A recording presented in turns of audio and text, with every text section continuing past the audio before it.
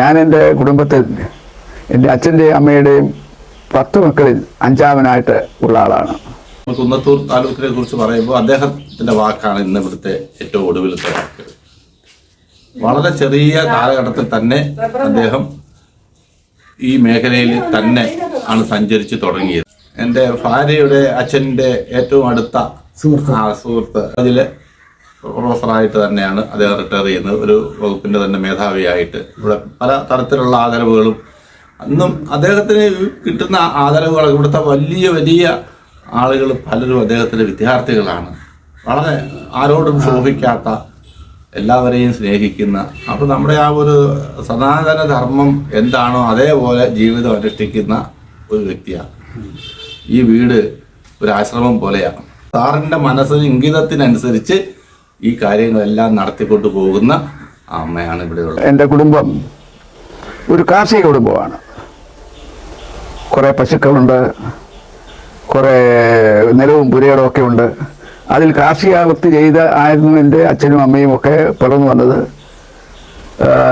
ഞാൻ സ്കൂളിൽ പഠിക്കുന്ന കാലത്ത് 1ാം ക്ലാസ്സിൽ ഞാൻ തോറ്റ ആളാണ്, ഒരു വർഷം തോറ്റ ആളാണ്. അന്ന് ഇതിനെപ്പറ്റിയൊന്നും ഒരു ഗ്രാഹ്യമില്ലാത്ത ഒരു അന്ധകാരത്തിൽപ്പെട്ട ആളായിരുന്നു എന്നാണ് എനിക്ക് തോന്നുന്നത്. കണക്കുകളൊന്നും എനിക്ക് മനസ്സിലാകത്തില്ലായിരുന്നു, ഒന്നും മനസ്സിലാകില്ലായിരുന്നു. ഞാൻ 2ാം ക്ലാസ്സിൽ എത്തിയപ്പോൾ എൻ്റെ ഉള്ളിൽ നിന്ന് തന്നെ എനിക്ക് ഒരു പ്രചോദനം വന്നു. ഈ ശാസ്താംകോട്ടയിലെ ശാസ്താവിനോട് പ്രാർത്ഥിച്ചാൽ നമ്മുടെ ബുദ്ധിക്ക് പ്രകാശം വരും. അതിൻ്റെ ഫലമായിട്ട് ക്ലാസ്സിൽ കണക്ക് വളരെ കൃത്യമായി ചെയ്യാൻ സാധിക്കും, കാര്യങ്ങളെല്ലാം ഗ്രഹിക്കാൻ സാധിക്കും എന്നൊരു ചിന്ത എൻ്റെ ഉള്ളിൽ നിന്ന്, ഒരു പ്രേരണ, ആരും പറഞ്ഞിട്ടില്ല. അങ്ങനെ ഞാനൊരു ദിവസം ആ അമ്പലത്തിൻ്റെ മുമ്പിൽ ചെന്നിട്ട് പ്രാർത്ഥിച്ചു, ഭഗവാനെ, ധർമ്മശാസ്താവേ, എനിക്ക് എൻ്റെ ബുദ്ധി പ്രകാശിക്കണമേ, കണക്കുകളൊക്കെ ചെയ്യാനുള്ള ബുദ്ധിയും വൈഫൊക്കെ എനിക്ക് ഉണ്ടാക്കി തരണമേ ഭഗവാനെ എന്ന് ഞാൻ പ്രാർത്ഥിച്ചു. അത്ഭുതകരമെന്ന് തന്നെ പറയട്ടെ, അടുത്ത ദിവസം മുതൽ ഞാൻ ആ ക്ലാസ്സിലെ 1ാമനായി എന്ന് തന്നെ പറയാം. ആ പഠനം M.Com ഫൈനൽ വരെ തുടർന്നു എന്നുള്ളതാണ്. ആ M.Com ഫൈനലിലും ആ ക്ലാസ്സിലെ നമ്പർ 1 ആയിരുന്നു ഞാൻ. അതൊക്കെ ഇവിടുത്തെ ശ്രീ ധർമ്മശാസ്താവിൻ്റെ അനുഗ്രഹം കൊണ്ട് ആണ് എന്ന് ഞാൻ പൂർണ്ണമായി വിശ്വസിക്കുന്നു. എനിക്ക് ഈ ശാസ്ത്രകാര്യമായിട്ട് വളരെ അടുത്ത ബന്ധമുണ്ട്. കാരണം ഞാനൊരു 70 വർഷക്കാലം നിത്യേന നിയമേന ശാസ്ത്രകാരിൽ വന്ന് കുളിച്ച് അതിൻ്റെ ആഴങ്ങളിലേക്ക് നീന്തി അവിടെ കുറേയേറെ നേരം നിശ്ചലമായി കിടന്ന് ശവാസനത്തിൽ കിടന്ന് അതിനുശേഷം കുളിച്ച് ഈറനോടുകൂടി ശാസ്താവിന്റെ ക്ഷേത്രത്തിൽ വന്ന് തൊഴുന്ന ആളായിരുന്നു. നിത്യേന നിയമേന തന്നെ ചെയ്തുകൊണ്ടിരുന്നു. ഏതാണ്ട് 70 വർഷക്കാലം. പിന്നെ കൊറോണ കാലത്ത് പിന്നെ നമ്മൾ എല്ലാം ലോക്കൗട്ട് ആയതോടുകൂടി നമ്മുടെ സഞ്ചാര സ്വാതന്ത്ര്യമൊക്കെ നിഹരിക്കപ്പെട്ടപ്പോൾ പിന്നെ അമ്പലത്തിൽ പോകാനൊക്കെ ഇല്ല, അമ്പലം തുറക്കുകയുമില്ലായിരുന്നല്ലോ. ആ ഒരു കാലഘട്ടത്തിലാണ് എൻ്റെ ഈ ക്രമത്തിൽ ചെറിയ വ്യത്യാസം വന്നത്. ശാസ്താംകോട്ടക്കായലും ഞാൻ ആദ്യമായിട്ട് ഓർക്കുന്നത് അച്ഛനോടൊപ്പമൊക്കെ പോയി കുളിക്കാൻ പോകുന്ന സമയത്ത് ഒരു ദിവസം പിന്നെ കായലിൻ്റെ എൻ്റെ നിലയേക്കാളും താഴ്ന്ന സ്ഥലത്തിലേക്ക് ഞാൻ എങ്ങനെയോ വഴുതി വീണുപോയി. അപ്പോൾ എൻ്റെ തലയ്ക്ക് മേളിൽ ഏതാണ്ട് 1 അടിയോളം പൊക്കത്തിൽ വെള്ളമുണ്ട് എൻ്റെ തലയ്ക്ക് മേളിൽ. അപ്പോൾ താഴോട്ട് ഇറങ്ങിയുമാണ്. ആ സമയത്ത് ഭാഗ്യവശാൽ എൻ്റെ ഒരു സഹോദരൻ വളരെ കൈയെത്തുന്ന ദൂരത്തിൽ നിൽക്കുന്നിടത്ത് എനിക്ക് ആ വെള്ളത്തിനടിയിലൂടെ കാണാൻ സാധിച്ചു. ഞാൻ അദ്ദേഹത്തെ പിടിച്ചു. അങ്ങനെയാണ് ഞാൻ രക്ഷപ്പെട്ടത്. അത് അവരാരും അറിഞ്ഞില്ലെങ്കിലും അതെൻ്റെ ജീവിതത്തിലൊരു വലിയ സംഭവമായിരുന്നു. അദ്ദേഹം ഇല്ലായിരുന്നെങ്കിൽ ഞാൻ അന്നേരം അവിടെ വെച്ച് അദ്ദേഹം, കാരണം അദ്ദേഹം അറിയുന്നില്ല ഞാൻ ഇങ്ങനെ ഇതുകൊണ്ടാണ് കയറി പിടിച്ചതെന്നുള്ള കാര്യം. അപ്പം അങ്ങനെ എനിക്ക് ഓർമ്മയുണ്ട്. ഞാൻ ആ കായലിലൊക്കെ എല്ലാ ദിവസവും വന്ന് നീന്തി കുളിച്ച് നിരോധനം ഉണ്ടെങ്കിൽ പോലും ഞാനത് എൻ്റെ അനുഷ്ഠാനത്തിൻ്റെ ഭാഗമായി, ആചരണത്തിൻ്റെ ഭാഗമായി അത് തുടർന്നുകൊണ്ടേയിരുന്നു. പിന്നെ ഈ അടുത്ത കാലത്ത് എനിക്ക് പോകാൻ ഒക്കാത്തൊരു ചില സാഹചര്യം വന്നപ്പോഴാണ് ഞാൻ അതിനൊരു മാറ്റം വന്നത്. ആ കായലിലെ കുളിയും നീന്തും ഒക്കെ എനിക്കിപ്പോഴും വളരെ പ്രയോജനം നൽകുന്നതാണ്. കാരണം ആ കായലിൽ നീന്തി കുറേ ഉള്ളിൽ ചെന്ന് നിശ്ചലമായി ശവം കിടക്കുന്ന പോലെ കിടക്കുക, അതൊക്കെ എന്തൊരു വലിയ അനുഭൂതികളാണ്, അനുഭവങ്ങളാണ്. അപ്പോൾ അതൊക്കെ ഇന്നും ഞാൻ ഇപ്പോൾ കായലിൽ പോകാറില്ല. ഏതാനും നാളുകളായി. കാരണം ആക്സിഡൻ്റൊക്കെ പറ്റി അതിനുശേഷം എനിക്ക് കണ്ണിന് ഗ്ലൂക്കോമ, ഒരു 50 വർഷമായി ബാധിച്ച ഗ്ലൂക്കോമ അതിൻ്റെ പൂർണ്ണമായ അർത്ഥത്തിലെത്തി. കാഴ്ചയൊക്കെ നഷ്ടപ്പെട്ടപ്പോൾ യാത്ര ചെയ്യുന്നതൊക്കെ വിഷമകരമായതുകൊണ്ട് ഞാൻ കായലിൽ പോകുന്നില്ല. എന്നാലും ആ കഴിഞ്ഞ 10-70 വർഷക്കാലത്തെ അനുഭവങ്ങൾ, ആ കായലിലെ അനുഭവങ്ങൾ എനിക്ക് വളരെ സന്തോഷം നൽകുന്നതാണ്. കാരണം ഇത് തികച്ച് ശുദ്ധജല തടാകം തന്നെയാണ്. ഏതാണ്ട് 928 ഏക്കറിൽ പരന്നു കിടക്കുന്ന ശാസ്താംകോട്ട കായൽ. ആ കായലിലെ ജലം ലോകത്തെ ഏറ്റവും വളരെ ശുദ്ധമായ കായലുകളിൽപ്പെട്ട ഒന്നാണ്. എന്നോടൊരു സ്വാമി പറഞ്ഞിട്ടുണ്ട്, ഈ ശാസ്താംകോട്ട കായലിലെ വെറും ശുദ്ധജലം മാത്രമല്ല, അതൊരു വലിയ തീർത്ഥം കൂടാണ്. ആ തീർത്ഥത്തിൻ്റെ പേര് സൂര്യരാഗ തീർത്ഥമെന്നാണ് എന്ന് പറഞ്ഞു. അപ്പോൾ ഞാൻ അദ്ദേഹത്തോട് ചോദിച്ചു, ഈ സൂര്യരാഗ തീർത്ഥം എവിടെയാണുള്ളത്, എന്താണുള്ളത്? അപ്പോൾ അദ്ദേഹം പറഞ്ഞു, ആ സൂര്യരാഗ തീർത്ഥത്തിൽ നമ്മൾ വെള്ളത്തിൽ ഇറങ്ങി മുങ്ങി കുളിച്ചാൽ അത് നമ്മുടെ ദേഹത്ത് നനയില്ല. അപ്പോൾ ഞാൻ ചോദിച്ചു, ഇതെവിടെ ഉണ്ട്? അപ്പോൾ അദ്ദേഹം പറഞ്ഞത്, ഹിമാലയത്തെ മാനസ സരസിൽ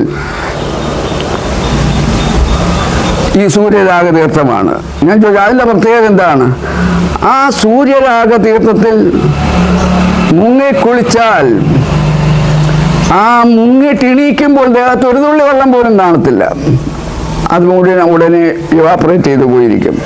മുങ്ങി എണീറ്റ് കഴിഞ്ഞാൽ ഒരു തുള്ളി വെള്ളം പോലും ദേഹത്ത് കാണത്തില്ല. ആ വസ്ത്രം പോലും നനയത്തില്ലെന്നാണ് അതിൽ മുങ്ങിയിട്ടുള്ളവരെന്നോട് പറഞ്ഞിട്ടുള്ളത്. അതിൻ്റെ ഒരു 30% ഉള്ള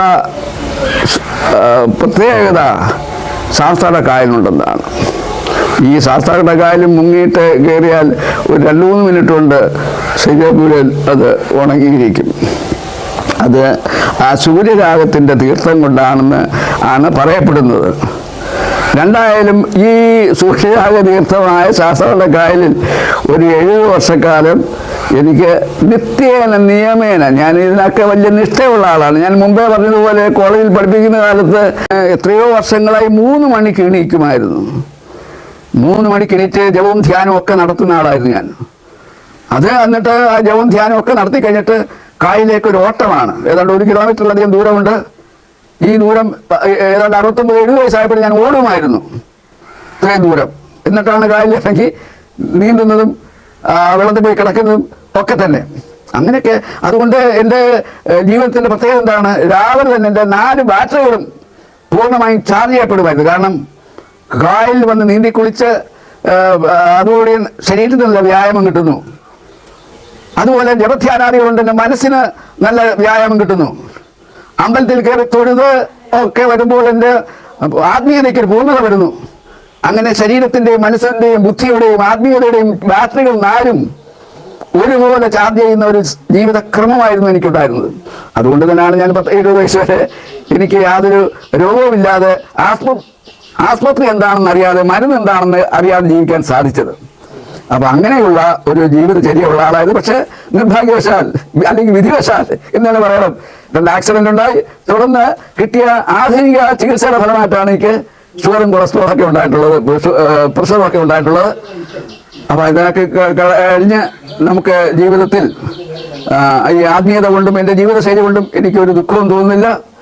എൻ്റെ ഒരു മകൾ, എനിക്ക് ഒരു മകളും ഒരു മകനും. മകൻ 30-ാമത്തെ വയസ്സിൽ അദ്ദേഹം മരണപ്പെട്ടു. വളരെയധികം കഴിവുള്ളൊരു ബാലൻ. അയാൾ ഈ പ്രായത്തിനിടയിൽ ഏതാണ്ട് MCOM MBA ഒക്കെ പാസ്സായി. അതുപോലെ തന്നെ കുറേയേറെ ഡിപ്ലോമകൾ പാസ്സായി. സ്വയം തൊഴിൽ കണ്ടെത്തുന്നതിൻ്റെ ഭാഗമായി അദ്ദേഹം ഒരു കമ്പ്യൂട്ടർ സ്ഥാപനമൊക്കെ സ്ഥാപിച്ചിരുന്നു. പക്ഷേ അദ്ദേഹം ഡയബറ്റിക് പേഷ്യൻ്റ് ആയിരുന്നു. യുവതയും ഡയബറ്റിക് പേഷ്യൻ്റ് ആയിരുന്നു. കുട്ടിക്കാലം മുതലേ ഉണ്ടായിരുന്ന ഇതിൻ്റെ ഫലമായിട്ട് ഈ ഷുഗർ വളരെയധികം വർദ്ധിച്ച് ഏതാണ്ട് 30-ാമത്തെ വയസ്സിൽ പെട്ടെന്ന് മരിക്കാൻ ഇടവന്നു.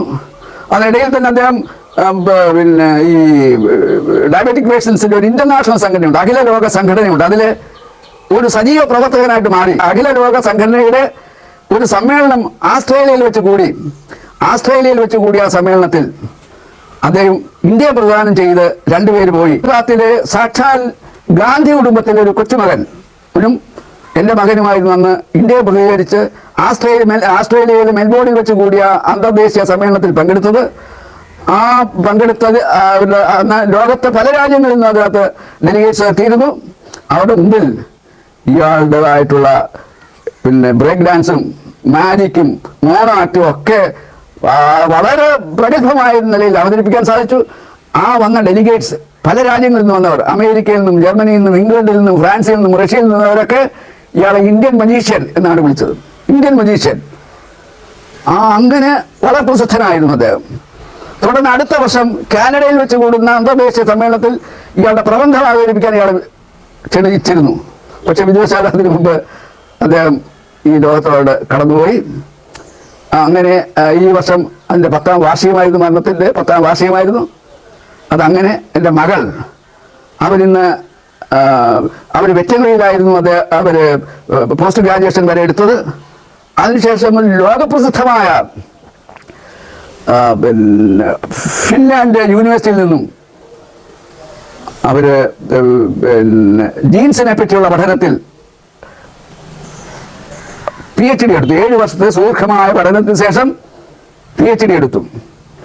അന്ന് ആ യൂണിവേഴ്സിറ്റി, ലോകപ്രസിദ്ധമായ യൂണിവേഴ്സിറ്റിയിൽ 1ാം റാങ്കുകാരിയായിരുന്നു അവർ. അതിൻ്റെ ഫലമായിട്ട് തുടർന്ന് ലോകപ്രസിദ്ധമായ ഓക്സ്ഫോർഡ് യൂണിവേഴ്സിറ്റിയിൽ ഗവേഷക അധ്യാപികയായിട്ട് ജോലി കിട്ടി. ആ ഗവേഷക അധ്യാപികയായി ജോലി നോക്കി വരവേ ആ ബ്രിട്ടനിൽ തന്നെയുള്ള ഒരു വലിയ ഗവൺമെന്റിന്റെ ഒരു ഗവേഷണ കേന്ദ്രത്തിൽ സീനിയർ സയന്റിസ്റ്റായിട്ട് ജോലി കിട്ടി. ആ സീനിയർ സയന്റിസ്റ്റായി ജോലി നോക്കി വരവെയാണ് ജീൻസ് തെറാപ്പിയെ പറ്റിയുള്ള, ജനറ്റിക്സിലെ ജീൻസ് തെറാപ്പിയെ പറ്റിയുള്ള ഒരു ലോക ശാസ്ത്ര സമ്മേളനം സ്പെയിനിൽ വെച്ച് കൂടി. ആ സ്പെയിനിൽ വെച്ച് കൂടിയ ലോകശാസ്ത്ര സമ്മേളനത്തിൽ ഗ്രേറ്റ് ബ്രിട്ടനെ പ്രതിനിധീകരിച്ച് 5 പേര് പങ്കെടുത്തു.